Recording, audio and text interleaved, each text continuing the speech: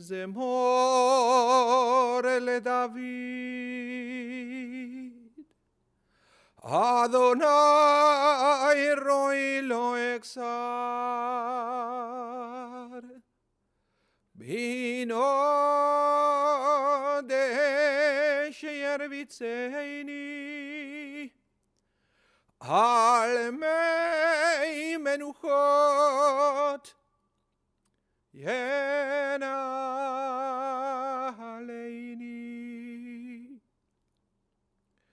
נפשי ישובב ינחני במגלי צדק למען שמו, גם כי אלך וגצל מוות לא ידע רע כי אתה עמדי. שבטך ומשענתך המה ינחמוני, תערוך לפני שולחן נגד צוררי, דשנת ושמן ראשי כוסי רוויה. אך טוב וחסד ירדפוני כל ימי חיי, ושבתי בבית אדוני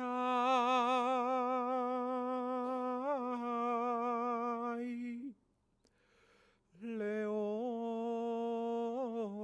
ימים. The words of the 23rd Psalm. A psalm of David.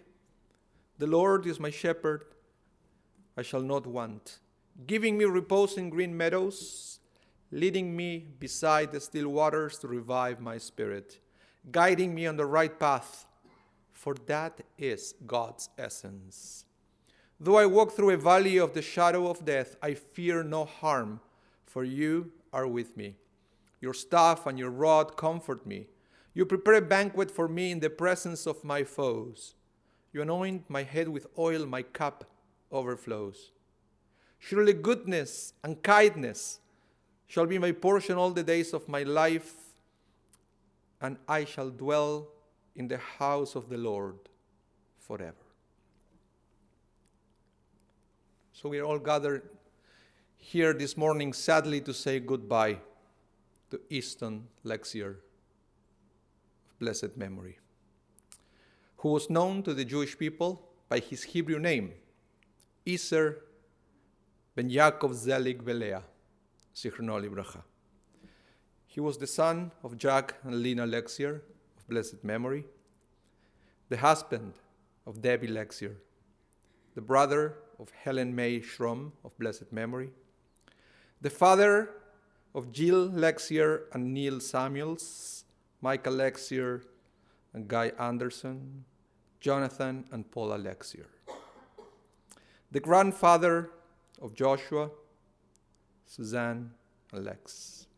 Easton passed away on January 3rd after a short illness at the age of 93.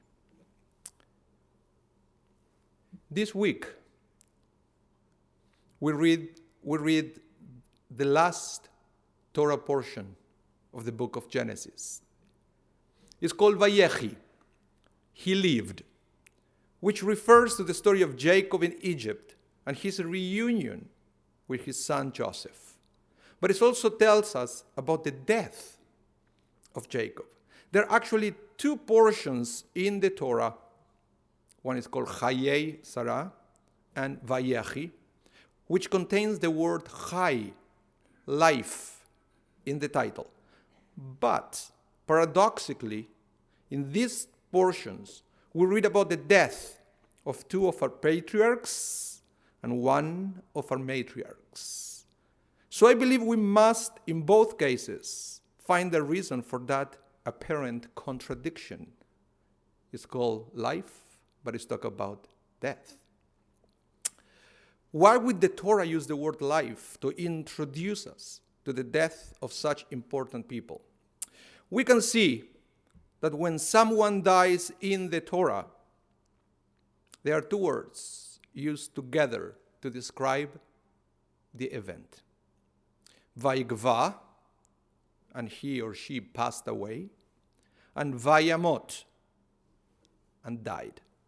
But in the case of Jacob, it only says Vayigva, he passed away, but it doesn't say Vayamot. In the Talmud, Rabbi Yochanan said in Masechet Ta'anit, this is because Jacob did not die. And I believe he's right. It doesn't mean that he did not pass away. After all, it does say Vayigva, but Rabbi Yochanan continues, just as his descendants are alive, so too must he be. Easton Lexier, much like Jacob, leaves behind a family, but his legacy extends far beyond that. He may have left this world, but his legacy is embedded and alive in every inch of this building.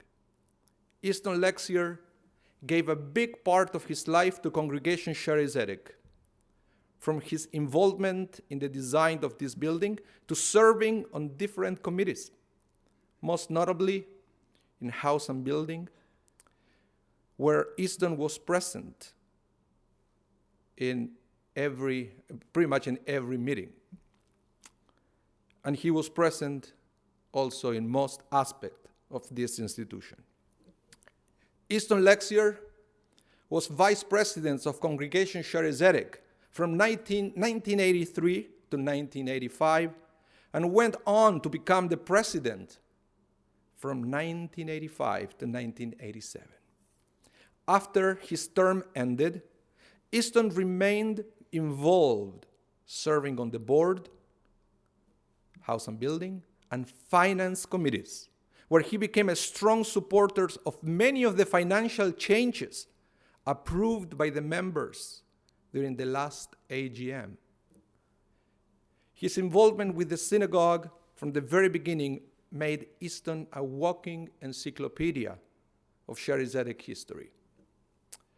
I still remember a tour we did together to show this building to a group of architects.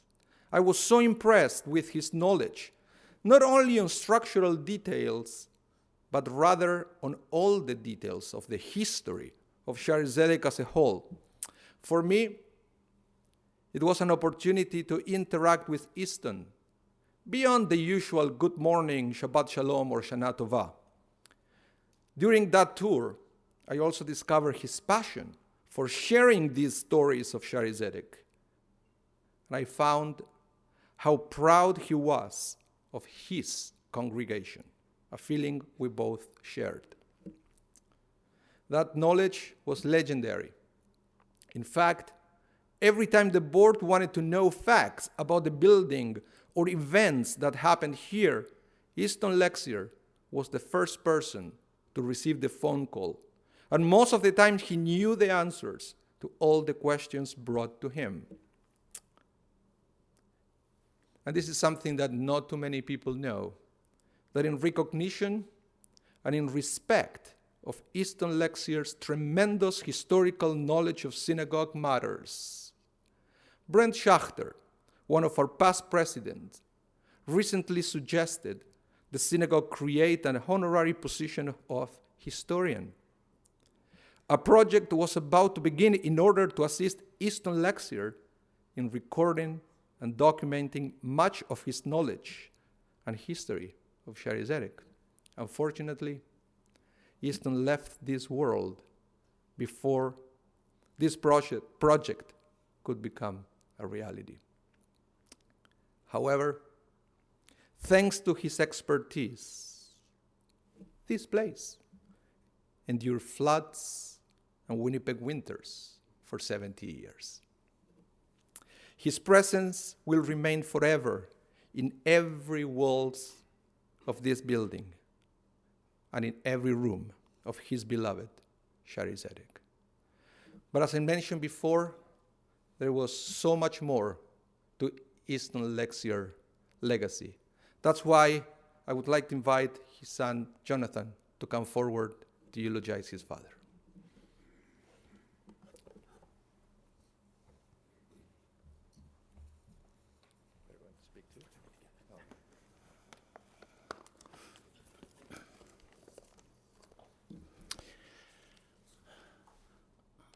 I look out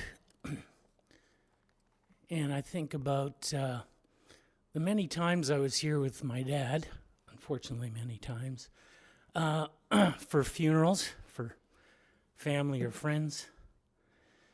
And it would come to this part of the service, and he had one thing to say for everyone. And that was, keep it short. Unfortunately, sometimes he was quite audible. I think that was deliberate.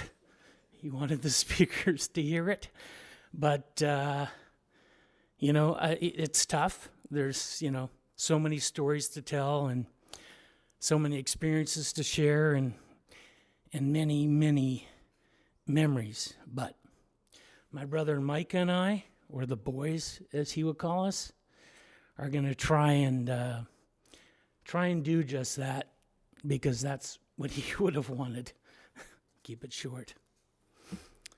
On May 7th, 1926, Easton Irving was born to Jack and Lena Lexier, the first live birth for the couple. But Dad was born a sickly child, likely suffering from a not uncommon affliction of newborns at that time, caused by incompatible Rh or blood types in babies and their mothers. Infant mortality rates were high for this condition.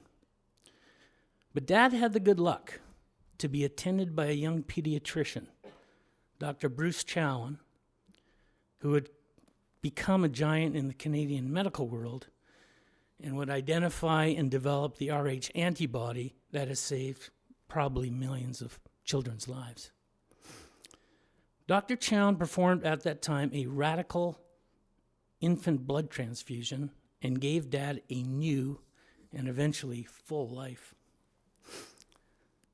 Dad grew up along with his younger sister Helen May in the north end of Winnipeg, where he would meet his lifelong friends as well as his wife Debbie. He had many fond memories of his childhood, even though he grew up during the Depression. One of his first leadership opportunities was as a crossing patrol captain at Champlain, one of the first schools in Winnipeg to adopt the patrol program.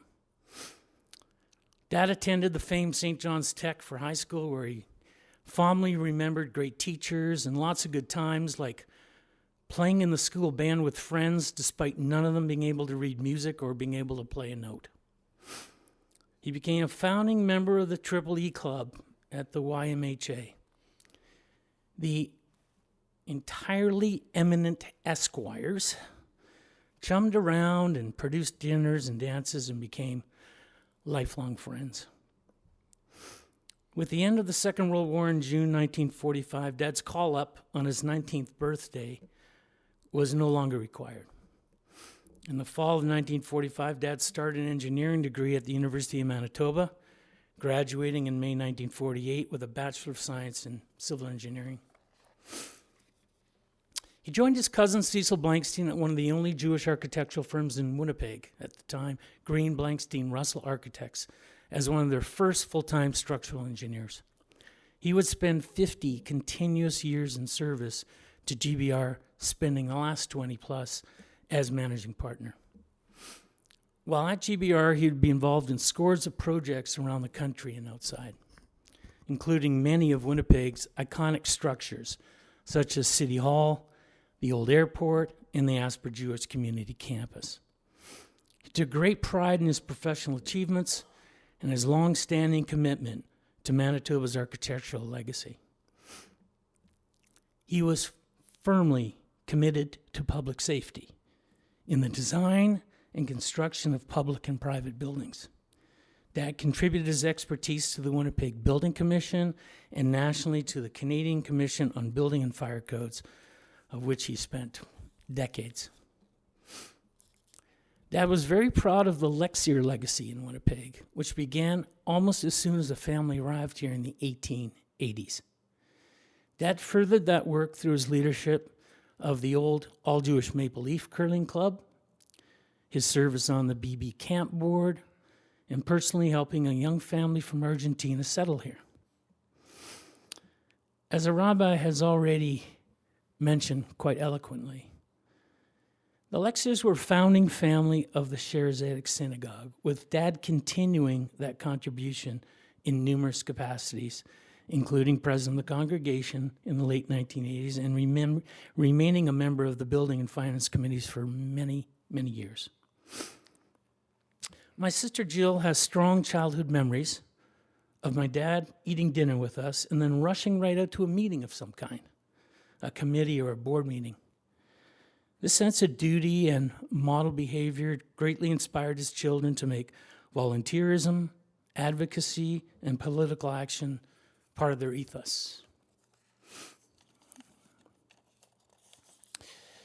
It was partly a result of this that in 1997, when he retired from GBR, we created a scholarship in his name at the University of Manitoba to support engineering students who demonstrate these traits. Dad was a great support to his wife of 68 years, Debbie. Together they raised 3 children. They traveled. They entertained. They really enjoyed their grandchildren. And they produced their multi-award-winning garden at 690 Lanark, at the home they built together and treasured for over 60 years. Would Dr. Chown's radical treatment be allowed today? Maybe not. But we are grateful for the risk he took then, as Dr. Chown helped create a man who would not only thrive for almost a century, but who had a huge positive impact on so many lives. He had a long, full life, and those that love him are so grateful for the quality time we've had with him. It has been wonderful. He was traditional, yet he understood times and circumstances change, and that sometimes we have to change along with it, which he did. A mentor to many, an inspiration to even more. Admired, loved, respected, adored. He was a good guy. He was a great guy.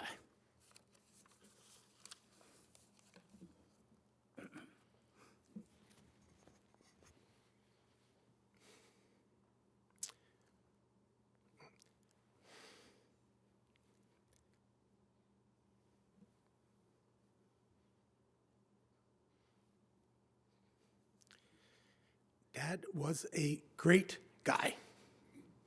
If one was to look up the definition of good guy, you would see a picture of Easton Lexier. Everyone in this room has a story or two to tell of Easton's goodness. No one loved kids more than Dad. Anyone who has ever gone out in public with him knows that he can spot a toddler from 1,000 yards away. And nothing gave him more pleasure than holding a baby. He was a bit of a baby whisperer, and many a stranger was treated to Easton's free, temporary baby holding services. And speaking of babies, the ones he cherished the most were his 3 grandkids, Josh, Suzanne, and Lex.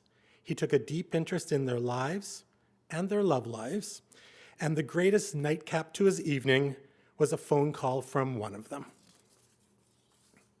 Dad was a sharp dresser, and one of his catchphrases was, "Shoes make the man."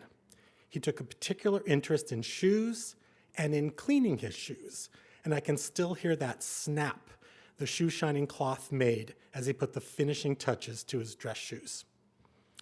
Although Mom was undoubtedly in charge of our Halloween costumes, and you know, if she made them, they were amazing, but it was Dad who took us out on Halloween.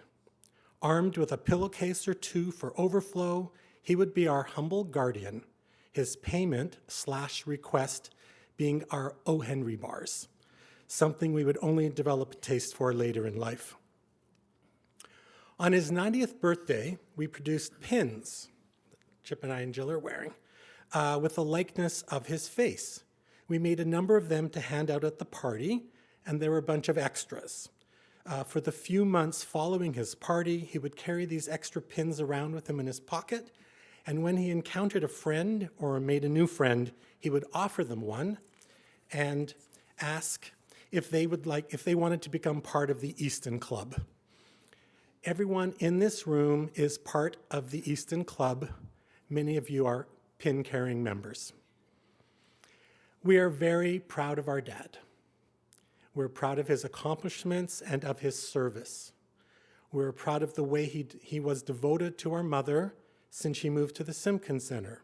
And we are proud of how well he took care of himself, living alone at 690 Lanark. But we are most proud of the way he handled these last few weeks of his life. Upon hearing of his diagnosis, he handled it with composure and purpose.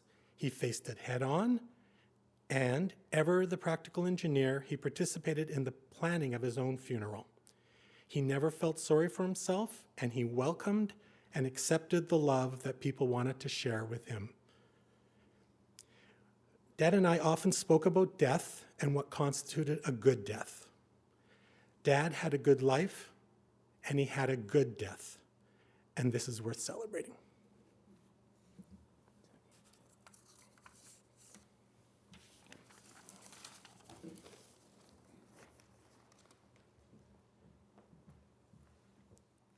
Thank you very much for sharing those words with us. As I mentioned at the beginning, because Easton's family is alive, and because his beloved Sherry Zedek is thriving and alive, his legacy is going to live for many, many generations to come. I would like to ask you all to rise now to chant the memorial prayer, the El Maleh Rachamim.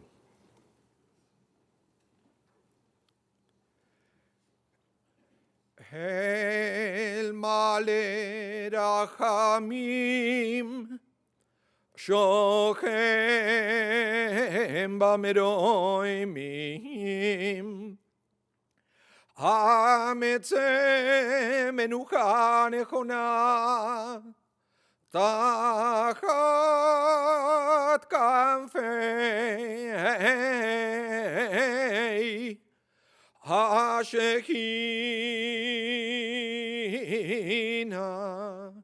ומעלות קדושים קדושים וטהורים כזוהר הרקיע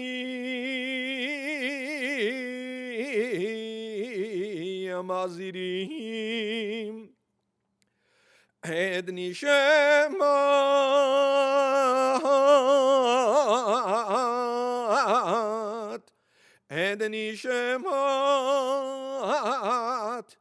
יסר בן יעקב זליג ולאה שהלך לעולמו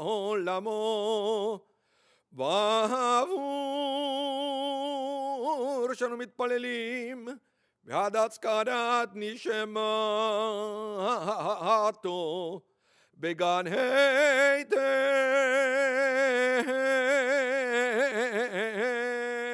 עדן בגן עדן תהי מנוחתו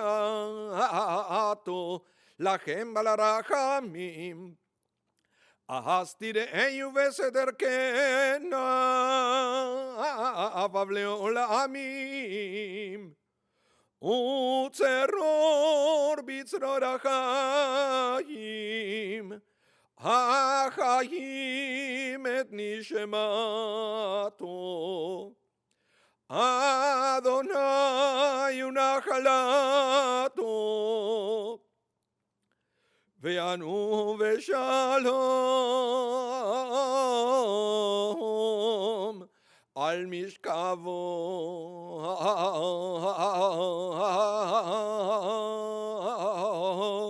ונאמר Amen.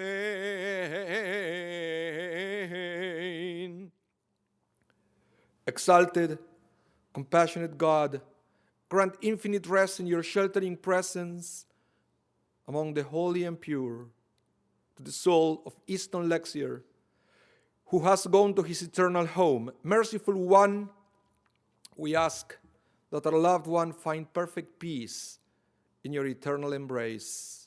May his soul be bound up in the bond of life. May he rest in peace. Let us all say, Amen. You may be seated.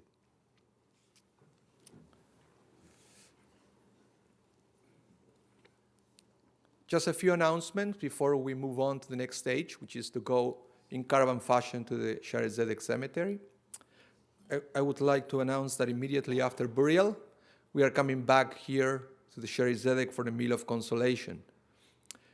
If some of you are not going to the cemetery, if you want to stay here in the building, you should calculate that we are going to be back in around an hour or so. Family is going to observe Shiva on Monday, Tuesday, and Wednesday from 2 p.m. to 5:30 p.m.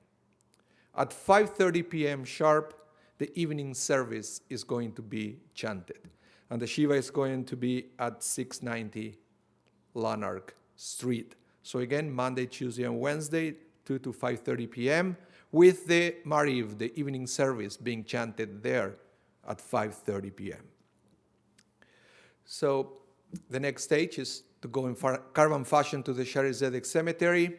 If you're coming with us, remember to turn on your four-way flashers. And please remember to stop at stop signs and red lights in our way to the cemetery. So to proceed now with the next stage, I would like to invite the pallbearers to exit now and to assume their places alongside Easton's coffin.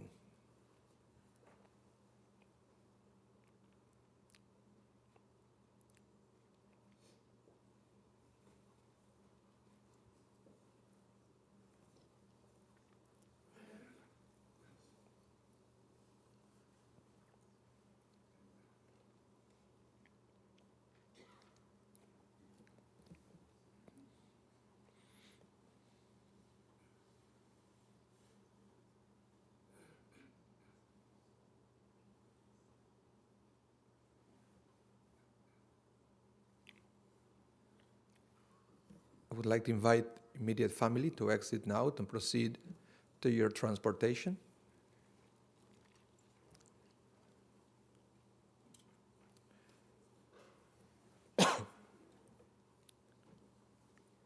And for the rest of us, I would like to ask you to remain in your seats for a little longer.